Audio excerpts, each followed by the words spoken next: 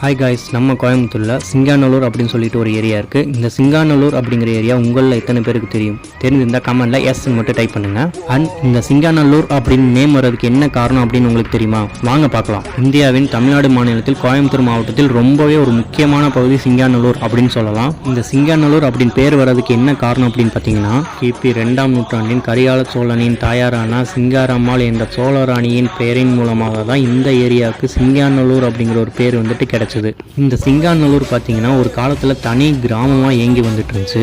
இந்த கிராமத்தை சதுர்வேதி மங்கலம் அப்படிங்கிற ஒரு பெரிய அரசர் தானமாக கொடுத்துருக்காரு. இதுக்கப்புறம் சிங்காநல்லூர் அப்படிங்கிறது ஒரு தனி நகராட்சியாக இயங்கி வந்துட்டு இருந்துச்சு.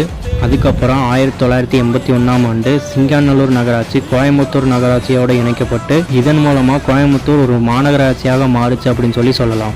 இந்த வீடியோ பார்த்துட்டு இருக்க நீங்கள் கோயம்புத்தூர் அப்படின்னா கமெண்ட்ல ஒரு ஹாய் மட்டும் சொல்லிட்டு இந்த வீடியோவை ஷேர் பண்ணிட்டு நம்ம பேஜை ஃபாலோ பண்ணி